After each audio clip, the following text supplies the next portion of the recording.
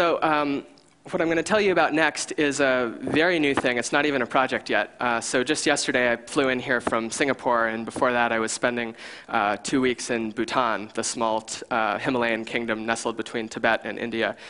And I was doing a project there about happiness, interviewing a lot of local people. So Bhutan has this really wacky thing where they base most their high-level governmental decisions around the concept of gross national happiness instead of gross domestic product.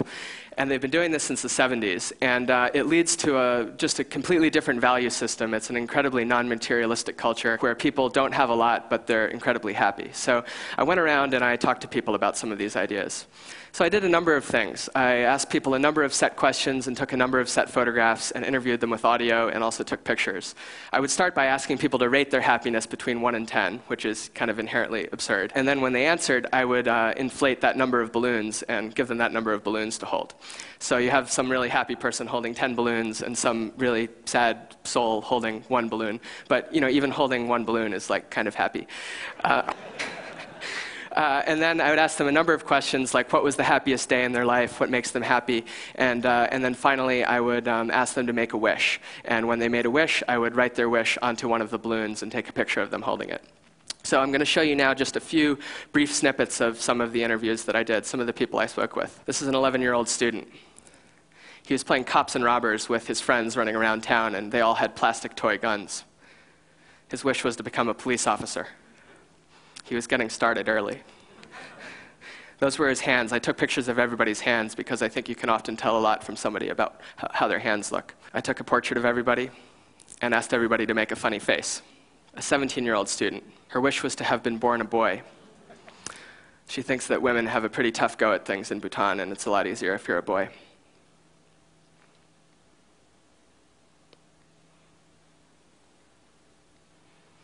A 28-year-old cell phone shop owner. If you knew what Paro looked like, you'd understand how amazing it is that there's a cell phone shop there.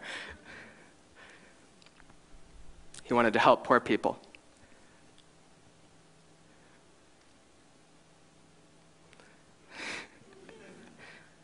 A 53-year-old farmer. She was chafing wheat, and that pile of wheat behind her had taken her about a week to make. She wanted to keep farming until she dies. You can really start to see the stories told by the hands here. She was wearing this silver ring that had the word love engraved on it, and she found it in the road somewhere.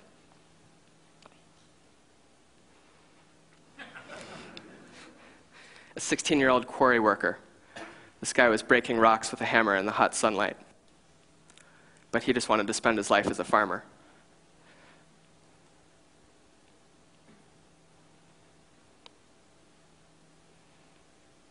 A 21-year-old monk.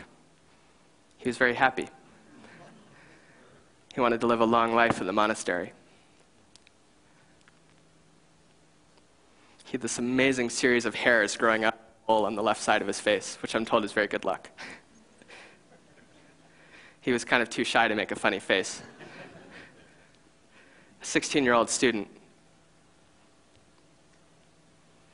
She wanted to become an independent woman. I asked her about that, and she said she meant that she doesn't want to be married because, in her opinion, when you get married in Bhutan as a woman, your chances to live an independent life kind of end.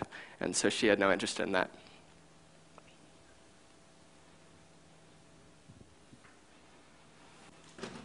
A 24-year-old truck driver. There are these terrifyingly huge Indian trucks that come careening around one-lane roads with two-lane traffic with 3,000-foot drop-offs right next to the road, and he was driving one of these trucks. But all he wanted was just to live a comfortable life like other people.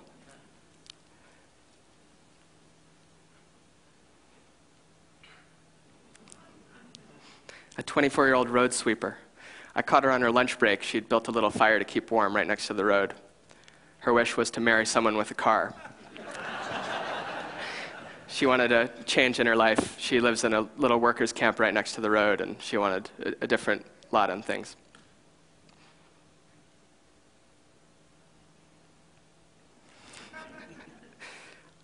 An 81-year-old itinerant farmer saw this guy on the side of the road, and he actually doesn't have a home. He travels from farm to farm each day trying to find work, and then he tries to sleep at whatever farm he gets work at. So his wish was to come with me so that he had somewhere to live.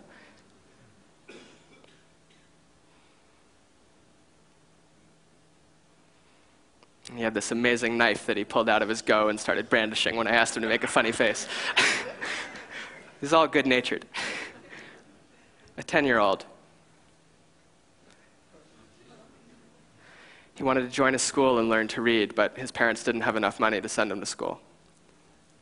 He was eating this orange sugary candy that he kept dipping his fingers into, and since there was so much saliva on his hands, this orange paste started to form on his palms.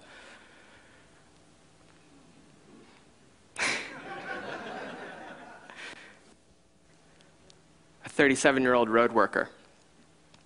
One of the more touchy political subjects in Bhutan is the use of Indian cheap labor that they import from India to build the roads, and then they send these people home once the roads are built. So these guys were in a workers' gang mixing up asphalt one morning on the side of the highway. And his wish was to make some money and open a store.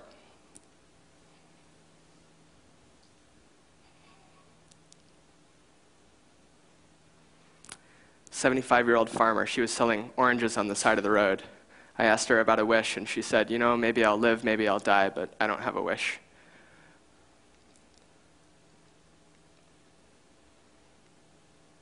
She was chewing betel nut, which caused her teeth over the years to turn very red. Finally, this is a 26-year-old nun I spoke to. Her wish was to make a pilgrimage to Tibet. I asked her how long she planned to live in the nunnery, and she said, well, you know, of course it's impermanent, but my plan is to live here until I'm 30 and then enter a hermitage. And I said, you mean like a cave? And she said, yeah, like a cave. And I said, wow, and how long will you live in the cave? And she said, well, you know, I think I'd kind of like to live my whole life in the cave. I just thought that was amazing. I mean, she spoke in a way with amazing English and amazing humor and amazing laughter that made her seem like somebody I could have bumped into on the streets in New York or in Vermont, where I'm from. But here she had been living in a nunnery for the last 7 years. I asked her a little bit more about the cave and what she planned would happen once she went there. You know, what if she saw the truth after just 1 year? What would she do for the next 35 years in her life? And this is what she said. I think I cannot stay for 35. Maybe die. Maybe you'll die. Yes. Well, 10 years. 10 years Yes, even is a long time. Yes. Yeah. Not maybe 10 years. Maybe I can die within 1 year or something like that. Are you hoping to? Because you know it's impermanent. Yeah. But yeah. Yes. Yeah. Okay. Do you hope would you prefer to live in the cave for 40 years or to live for 1 year? But I prefer for maybe 40 to 50. 40 to 50. Yes. Yeah. From then I'm going to the Yeah. heaven. Yeah. Yeah. Well, I wish you the best of luck with it. Thank you. I hope it's everything that you hope it will be. So, okay. Thank you again so much. You're most welcome. So if you caught that, she said she hoped to die when she was around 40. That was enough life for her. So the last thing we did, very quickly, is I took all of those wish balloons. There were 117 interviews, 117 wishes, and brought them up to a place called Dochula, which is a mountain pass in Bhutan at 10,300 feet, one of the more sacred places in Bhutan. And up there are thousands of prayer flags that people have spread out over the years. And we reinflated all of the balloons, put them up on a string, and hung them up there among the prayer flags. And they're actually still flying up there today. So if any of you have any Bhutan travel plans in the near future, you can go check these out. Here are some images from that. We said a Buddhist prayer so that all these wishes could come true.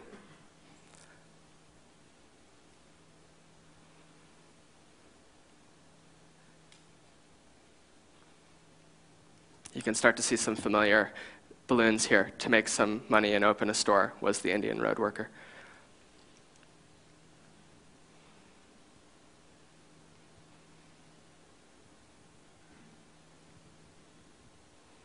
Thanks very much.